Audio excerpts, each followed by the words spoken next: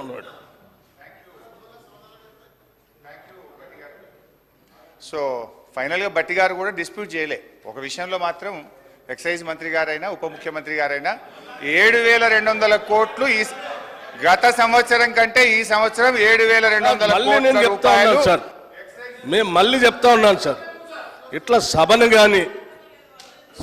తప్పుదోవ పట్టించడానికి కానీ ఈ రాష్ట్ర ప్రజల్ని తప్పుదోవ పట్టించడానికి కానీ ప్రయత్నం చేస్తే ఇది సరైన పద్ధతి కాదు అధ్యక్ష. నేను మళ్ళొకసారి వారికి విజ్ఞప్తి చేస్తూ ఉన్నాను. నేనటో ఒప్పుకున్నాను అటు వారు చెప్పిన దానికి. ఏ ఒప్పుకున్నాను అధ్యక్ష? మీ ముందే కదా మాట్లాడింది. అంటే ఇంతకంటే పచ్చిగా నేను అనకూడదు మరి అబద్ధం అని, ఇంతకంటే సత్యదూరమైనటువంటి మాటలు ఎంత భయంకరంగా ఇట్లే భ్రమలు కల్పిస్తే ఎట్లా అధ్యక్ష? అది హౌస్లో నిమిషాల్లోనే, రోజులు కూడా కాదు, నిమిషంలోనే ఎంత భ్రమలు కల్పిస్తే ఎట్లా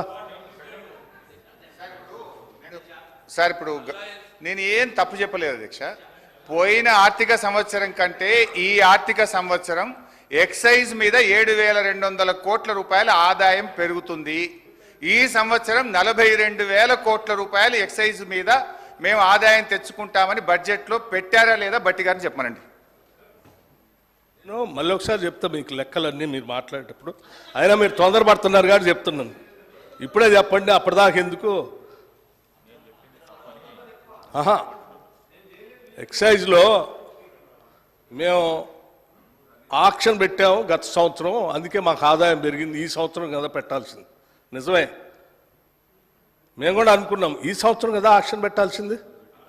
మీరు ముందే ఎందుకు కూర్చారు అధ్యక్ష? ముందే ఎందుకు కూర్చాను? ఎందుకు కూర్చారు? మీరు ఈ సంవత్సరం పెట్టాల్సిన ఆక్షన్ ముందే ఎలక్షన్ కంటే ముందు ఎందుకు పెట్టుకున్నారు? అంటే ఏదో దాంట్లో ఎంత దొరికితే అంత దోసుకుందాం అనే ఆలోచన మీది, అది తప్ప ఇంకోట. రెండోది నేను ఇంకోటి చెప్తున్నా. ఏంటి అధ్యక్ష? టానిక్ లాంటి షాప్స్, దుకాణాలు పెట్టి ఆక్షన్ ద్వారా స్పష్టంగా ప్రభుత్వానికి రావాల్సిన ఆదాయాన్ని ప్రభుత్వానికి రానియకుండా, సంబంధం లేకుండా అడ్డగోలుగా మీరు లైసెన్సులు ఇచ్చి టానిక్ లాంటివి పెట్టి ప్రభుత్వానికి రావాల్సిన ఆదాయాన్ని కొద్దిమంది కుటుంబాల చేతుల్లో బయటట్టు చేశారు. అటువంటి దాన్ని మేము పోనీయం. ఆ ఆదాయం అంతా రాష్ట్రానికి వచ్చేటట్టే చేస్తాం.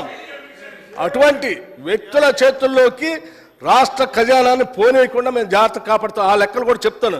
మీరు తొందరపడుతున్నారు కాబట్టి ముందే చెప్పాను, ఇంకా ఉంది దాని గురించి అన్ని చెప్తాను. మీరు విన్నారు, ఈ సభను వింటున్న ప్రజలు, చూస్తున్న ప్రజలు కూడా విన్నారు. నేను చెప్పిన 42,000 కోట్లు ఎక్సైజ్ మీద ఆదాయం పెంచుకుంటున్నారు. గత సంవత్సరం కంటే 7,200 కోట్లు పెంచుతున్నారు అనే దాన్ని డిస్ప్యూట్ చేయలేదు. నేను చెప్పింది నిజం. అయితే వారు కొన్ని స్వీపింగ్ రిమార్క్స్ చేసినారు. మేము ఏదైనా తప్పు చేస్తే మీరు ప్రభుత్వంలో ఉన్నారు, ఎంక్వైరీ వేయండి, చర్యలు తీసుకోండి, వీఆర్ ఎట్ లిబర్టీ.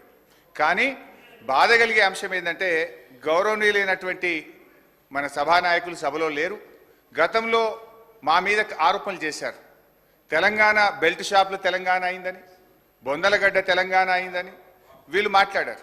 మరి ఇప్పుడు మీరు మద్యాన్ని నియంత్రించి బెల్ట్ షాపులు ఎత్తేస్తామని మీ ఎన్నికల మేనిఫెస్టోలో చెప్పారు. నిజంగా మద్యాన్ని నియంత్రిస్తే, బెల్ట్ షాపులు ఎత్తేస్తే ఆదాయం 42,000 కోట్లు ఎట్లొస్తుంది? అంటే మీరు బెల్ట్ షాపులు ఎత్తేస్తారా, గల్లీకి ఒక బెల్ట్ షాప్ పెడతారా, లేదు ఏ రకంగా ఆదాయం తెస్తారో గౌరవనీయులు ఆర్థిక మంత్రి గారు సమాధానం చెప్పేటప్పుడు చెప్పమనండి. నేనేమంటున్నా అంటే, మీరు ఆదాయం పెరుగుతుంది అన్నారు. ఆ 7,000 కోట్ల రూపాయల ఆదాయం ఎట్లా పెరుగుతుందని ప్రభుత్వం భావిస్తున్నది? ఏ రూపంలో పెంచుకుంటారో మీ సమాధానంలో చెప్పండి. నేను బడ్జెట్లో చూశాను అధ్యక్ష. బడ్జెట్లో ఒక 2 విషయాలు చెప్పారు. బీర్ల మీద ఆదాయం 2,760 కోట్లు పోయిన సంవత్సరం బీర్ల మీద ఆదాయం వస్తే, ఈ సంవత్సరం బీర్ల మీద 3,500 కోట్ల ఆదాయం వస్తుంది అన్నారు. అంటే బీర్ ధర పెంచుతారా, ఎట్లా వస్తుందో చెప్పండి. రెండవది, చీప్ లిక్కరు, విస్కీల మీద గత సంవత్సరం 11,000 కోట్లు వచ్చింది, ఈ సంవత్సరం 15,500 కోట్లు వస్తుందని స్పష్టంగా బడ్జెట్లో పెట్టారు. అంటే చీప్ లిక్కరు, విస్కీల ధర పెంచి ప్రజల మీద భారం వేస్తారా, ఎట్లొస్తుందో సమాధానం చెప్పండి. స్ట్రైట్గా అడుగుతున్నాను. సో మొత్తంగా ఈ ఎక్సైజ్ ఆదాయాన్ని దయచేసి ప్రజలను, ఈ తెలంగాణను బొందలగడ్డ తెలంగాణ చేయకండి, బెల్ట్ షాపులు ఎత్తేయండి, ఈ ఆదాయాన్ని ఇంకో రూపంలో ప్రయత్నం చేయండి. కానీ ఎక్సైజ్ ఆదాయాన్ని పెంచి పేదలకు, ప్రజల మీద భారం వేయొద్దు, మద్యాన్ని ప్రోత్సహించొద్దని మీ ద్వారా ప్రభుత్వానికి విజ్ఞప్తి చేస్తున్నా. అధ్యక్ష అన్నా, నేను ఇంకా 5 పైసలే మాట్లాడిన, చాలా చెప్పేది జర ఆగుంది. అధ్యక్ష, ఇకపోతే బడ్జెట్లో బైసాబ్ కొత్త సభ్యులు చాలా మంది ఉన్నారు. నేనేం గర్వంగా ఫీల్ అవుతలేను. నాకు కూడా అర్థం కావడానికి 10 ఏళ్ళు పట్టింది. 10 ఏళ్ళు పట్టింది. వినండి, వింటే మీకు కూడా నాలెడ్జ్ వస్తుంది. ఫ్యూచర్లో మీరు కూడా బాగా మాట్లాడడానికి ఉపయోగపడుతుంది. నేను చెప్పే దాంట్లో తప్పు ఉంటే you will get an opportunity. Congress party తరఫున కూడా 2 సభ్యులు మాట్లాడడానికి అవకాశం ఉంటుంది. నా తప్పులు ఉంటే మీరు ఎత్తి చూపండి, మాట్లాడండి. వినడం ద్వారా మేము కూడా ఈ సభలో అక్కడ కూర్చొని విని నేర్చుకున్న వాళ్ళమే. చాలా సందర్భాలు ఎవరికి ఈ సభలో రాగానే నాలెడ్జ్ రాదు. వినడం ద్వారా మనం అర్థం చేసుకొని నాలెడ్జ్ అనేది గెయిన్ చేయాలి. కొంచెం ఓపికగా వింటే మీకు కూడా ఉపయోగపడుతుంది. నేను తప్పు ఉంటే మీరు చెప్పండి. Don't disturb me please. అధ్యక్ష నాన్ ట్యాక్స్ రెవెన్యూ భాయ్ సాబ్, నేను మంచిగా బడ్జెట్ మీద మాట్లాడుతున్నా, డిస్టర్బ్ చేయకండి. Non tax revenue speaker sir, సభను ఆర్డర్లో పెట్టండి సార్. నేను ఆర్డర్లో మాట్లాడుతున్నా, మంచిగా వాళ్ళని ఆర్డర్లో పెట్టండి సార్ కొద్దిగా. నాన్ ట్యాక్స్ రెవెన్యూలో పోయిన సంవత్సరం మనకు వచ్చింది 23,819 కోట్లు.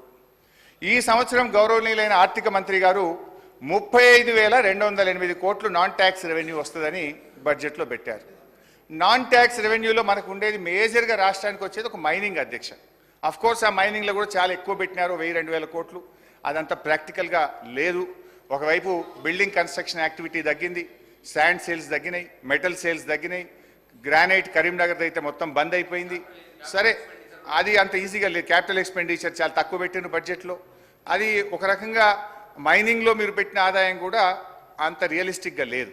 ఇకపోతే ఇంకో అన్నిటికంటే ముఖ్యమైనది, ఇది బహుశా మా సభ్యులు మంచిగా వినాలి. మేము గతంలో రెవెన్యూ రిసోర్స్ మొబిలైజేషన్ కింద ఒక 6,000 కోట్ల రూపాయల భూములు అమ్మాం. రాష్ట్రంలో రైతులకు రుణమాఫీ చేయాలని మేము భూములు అమ్మాం. అప్పుడు ఇదే కాంగ్రెస్ పార్టీ నాయకులు, మన సభానాయకులు రేవంత్ రెడ్డి గారు ఏమన్నారంటే, భూములు పెద్దలు ఇచ్చిన ఆస్తి, మన సోకుల కోసమో మనం బతకడానికో మనము భూములు అమ్మవద్దు అని నాడు ముఖ్యమంత్రి గారు చెప్పారు. ఇక మా బట్టన్న కూడా ఇదే సభలో మాట్లాడుతూ చాలా తీవ్రమైన ఆరోపణలు మా మీద ఒంటికాల మీద లేచిండు. ఇదే శ్రీధర్ బాబు గారు, బట్టి విక్రమార్క గారు, మీరు భూములు ఎట్లా అమ్ముతారు, భూములు అమ్ముతారా అని కోట్లల్లో కేసులు వేసిండ్రు, సభలు తిట్టిండ్రు, బయట తెచ్చిండ్రు, రచ్చరచ్చ చేసిండ్రు. కానీ ఈ బడ్జెట్లో ఏం పెట్టారు తెలుసా అధ్యక్ష? 10,000 కోట్ల రూపాయలు భూములు అమ్మడం ద్వారా రెవెన్యూ సమీకరిస్తామని గౌరవనీయులైన ఆర్థిక మంత్రి గారు చెప్పారు. Is it not dual stand? Is it not double standards? ఆ రోజేమో భూములు అమ్మితే వ్యతిరేకిస్తారు, మేము అమ్మింది కొద్దిగా, మీరైతే ఏకంగా 24,000 కోట్లు మేము భూములు అమ్మడం ద్వారా ప్రత్యేకంగా సాధిస్తామని బడ్జెట్లో పెట్టారు. అధ్యక్ష, బడ్జెట్లో ఏం పెట్టారు? 10,000 కోట్ల రూపాయలు భూములు అమ్మి సాధిస్తారట, మరో 14,000 కోట్లు అడిషనల్ రెవెన్యూ మొబిలైజేషన్ అని పేర్కొన్నారు. నేను అంటున్నా, శాసనసభ కంటే పెద్దదేంది అధ్యక్ష? ఏంటిది ఆ 14,000 కోట్లు అడిషనల్ రెవెన్యూ మొబిలైజేషన్? ఏ రకంగా వస్తుంది? మీరు ఈ సభకు కూడా చెప్పనంత బ్రహ్మ పదార్థం ఏంది? ఆర్థిక మంత్రి గారు సమాధానం చెప్పేటప్పుడు ఈ 10,000 ఎట్లా, ఏ భూములు అమ్ముతారు, ఏ రకంగా అమ్ముతారు, ఈ 14,000 కోట్లు అడిషనల్ రెవెన్యూ మొబిలైజేషన్ ఏ రకంగా వస్తుంది, ఈ 24,000 కోట్ల రూపాయలు ఎట్లా తెస్తారో కూడా వారి సమాధానంలో చెప్పాలని నేను కోరుతా ఉన్నా. అధ్యక్ష, ఈ భూములు అమ్మడం వద్దని మీరు మాట్లాడారు. నిజంగా మీ మాట మీద మీకు గౌరవం ఉంటే, ఆనాడు మీరు చెప్పిన మాట నిజమైతే దీన్ని ఉపసంహరించుకోవాలని చెప్పి కూడా మీ ద్వారా విజ్ఞప్తి చేస్తా ఉన్నా. అధ్యక్ష, మొత్తంగా నాన్ ట్యాక్స్ రెవెన్యూ 35,000 కోట్లు, అందులో 24,000 కోట్లు భూములు అమ్ముతారట. మరి ఎట్లా అమ్ముతుందా?